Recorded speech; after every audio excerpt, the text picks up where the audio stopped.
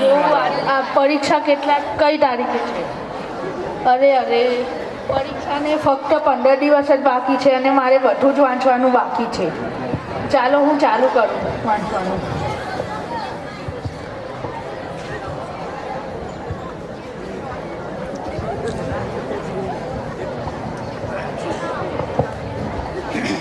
ચાલો હું પહેલાં પાણી પીને આવું. બધું બોલવાનું.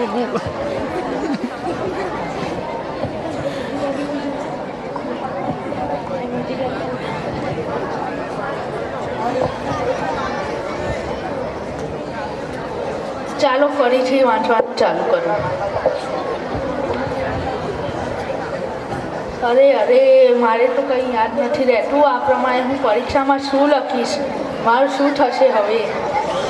કાંઈ નહીં, હું હવે જરા ફરીને આવું, બગીચામાં જઈને મારું મન ફ્રેશ કરી પછી વિચારીશ શું કરવું છે.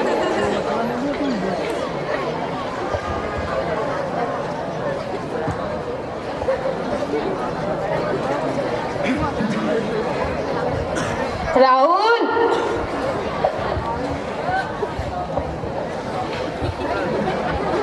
રાહુલ, એ રાહુલ, અરે આવો મિત્રો, બેસો. રાહુલ, તું કેમ મૂંઝવણમાં લાગે? તારે કોઈ તકલીફ છે? તારે કોઈ તકલીફ હોય તો અમને જણાવ, અમે તેનો ઉપાય જણાવીશું. ના, કોઈ તકલીફ નથી, બસ ખાલી ભણવાની ચિંતા થાય છે. તમને ખબર જ છે ને કે આપણી પરીક્ષાને ફક્ત 15 દિવસ જ બાકી છે અને મારે બધું જ વાંચવાનું બાકી છે. હું હમણાં વાંચવા બેઠો હતો, મને કંઈ પણ યાદ નથી રહેતું. આ પ્રમાણે તો હું નાપાસ થઈ જઈશ પરીક્ષામાં. મને નથી લાગતું કે હું આ પરીક્ષામાં પાસ થઈ શકીશ. મને કંઈ ખબર જ નથી પડતી મિત્રો. રાહુલ, તારી તકલીફ ગંભીર છે. તું અમારી સાથે પેટ ખોલીને વાત કરી શકે છે, અમે તેનો ઉપાય જણાવીશું. ના, મને નથી લાગતું કે તમે લોકો મારી વાતને સમજશો. ઇનફેક્ટ તમે લોકો શું કોઈ પણ મારી વાતને સમજતું નથી. લોકો એમ જ વિચારે છે કે હું એમને ગાંડી ગયેલી વાતો કરું છું. પ્રતિક તમારું સાહેબ બોલે રાજેશભાઈ. પીવું હમણાં પાણી.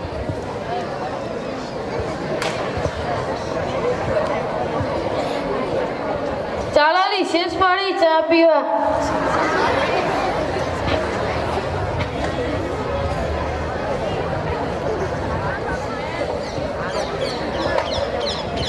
રાહુલ, મેં તારી તકલીફ વિશે વડીલોને પૂછ્યું છે. તેમને કહે છે કે ડૉક્ટર પાર્થ સારા માનસિક સ્વાસ્થ્યના ડૉક્ટર છે. રાહુલ, મેં પણ સાંભળ્યું છે કે ડૉક્ટર પાર્થ એ માનસિક સ્વાસ્થ્યના સારા ડૉક્ટર છે. હા, સાચી વાત છે. ના, મને લાગે છે કે આ બધું બેકાર છે.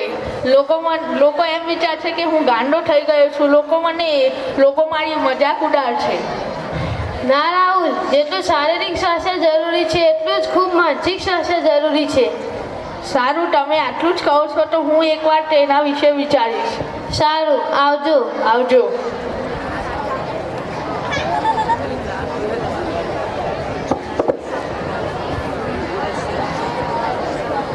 સાહેબ, હા, શું હું અંદર આવી શકું છું? આવ બેસ. મારું નામ ડૉક્ટર પાર્થ છે. તારું નામ શું છે? મારું નામ રાહુલ છે. બોલ રાહુલ, તને શું થયું છે? સાહેબ, મને બહુ ચિંતા થાય છે. અરે, શેની ચિંતા થાય છે? મને ભણવાની ચિંતા થાય છે. કેટલા દિવસથી તને આવું થાય છે? લગભગ 1 અઠવાડિયાથી. અને તને શું થાય છે?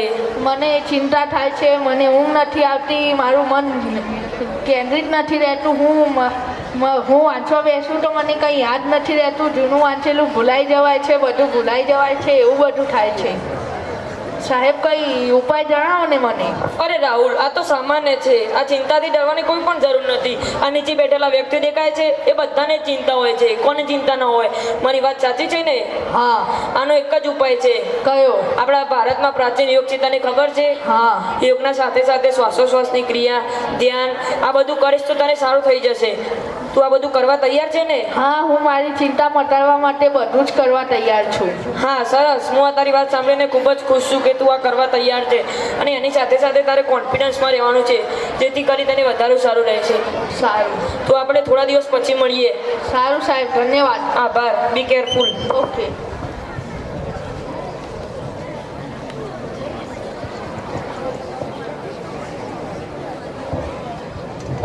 અરે આવો આવો મિત્રો, કેમ છો બધા? મજામાં ને? હા મજામાં. ચાલો બેસીને વાત કરીએ. ઓર ચા બા મંગાવું ને? હા મંગા પીએ. ના, મારે ચા નથી પીવી, મારું મૂડ નથી.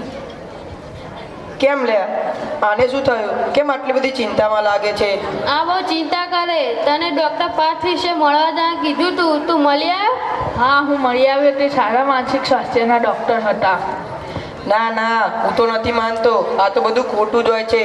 તું પણ શું આના વાદે ચડી ગયો છે? આટલી નાની નાની બાબતોમાં ડૉક્ટર પાસે ન જવાનું હોય. આ તો બધું થયા કરે. ના રવિ, જેટલું શારીરિક સ્વાસ્થ્ય જરૂરી છે એટલું જ ખૂબ માનસિક સ્વાસ્થ્ય જરૂરી છે. તું જેમ તારા શરીરનું ધ્યાન રાખે છે એમ આ ખૂબ માનસિક સ્વાસ્થ્યનું ધ્યાન રાખવું જરૂરી છે. ના ના, હું તો નથી માનતો. આ તો ખોટું જ હોય છે. ના રાહુલ, મારું તો માનવું એવું છે કે તું ફરીથી એક વખત ડૉક્ટર પાર્થને મળી આવ અને જરૂર પડે તો ફોન કરજે. અમે તારી મદદ કરવા જરૂરથી આવીશું. સારું, તમે કહો છો તો હું ફરી એકવાર ડૉક્ટર પાર્થને મળી આવીશ. સારું, આવજો. આવજો.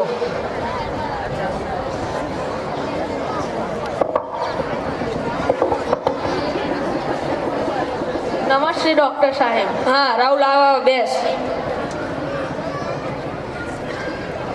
બોલ, હવે તને કેવું લાગે છે? હવે મારી ચિંતાઓ દૂર થઈ ગઈ છે. મારું મન એકાગ્ર થઈ ગયું છે અને હવે હું ભણવા બેસું તો મને બધું યાદ રહે છે અને મારી તબિયત પણ હવે મને સારી લાગે છે. સરસ. હું આ તારી વાત સાંભળીને ખૂબ જ ખુશ છું કે તને સારું થવા લાગ્યું છે. અને મેં તને જે કીધેલી ક્રિયાઓ તું હજુ કરે છે? હા, હું તેને દરરોજ કરું છું. હા, તો તેને એક પણ દિવસ ટાળ્યો નથી ને? ના, હું તેને દરરોજ જ કરું છું, એક પણ દિવસ ટાળ્યા વિના. હવે તારે એક કામ કરવાનું છે. કયું કામ? જો તારે મેં તને જે ક્રિયાઓ કીધી હતી ને તેને ધીમે ધીમે વધારતી જવાની છે. તે વધારવા તૈયાર છે ને? હા, હું તૈયાર છું. એની સાથે ને સાથે તારા મનમાં જે ચિંતા હોય, દુષ્ટ વિચારો હોય વગેરે વગેરે, તે તારા ગુરુજનો, મિત્રો, વડીલો સાથે પીઠ ખોલીને વાત કરવાની છે અને મન હળવું કરવાનું છે, જેથી કરી તને વધારે સારું રહેશે. સારું, હું તેમ જ કરીશ. અને કોન્ફિડન્સ અને આત્મવિશ્વાસ રાખીશ તો મને વિશ્વાસ છે કે તને સારું થઈ જશે. સારું. તો આપણે થોડા દિવસ પછી મળીએ. ત્યાં સુધી મેં તને જે કીધું હતું એનું પાલન કરજે. સારું સાહેબ, ધન્યવાદ. આભાર.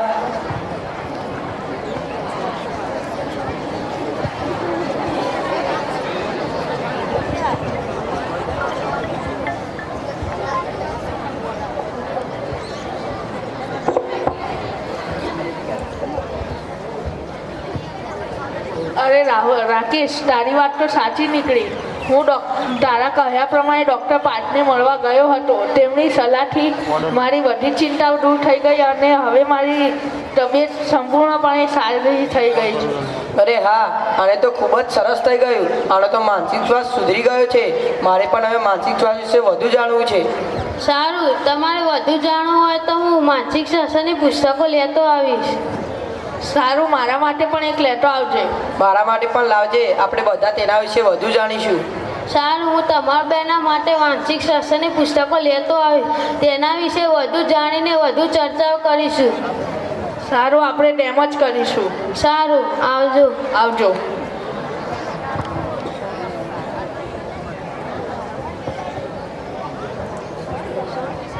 આપણે જોયું કે જેમ રાહુલ ચિંતાથી મૂંઝવતો હતો અંદરો અંદર, તેવી જ રીતે તે ડૉક્ટર પાર્થને મળવા ગયો અને પેટ ખોલીને વાત કરી તો તેને મન હળવું લાગ્યું. એવી જ રીતે આ બધા વ્યક્તિઓ બેઠેલા છે એમાંથી પણ ઘણા લોકો આ માનસિક સ્વાસ્થ્યથી પીડિત થતા હોય છે.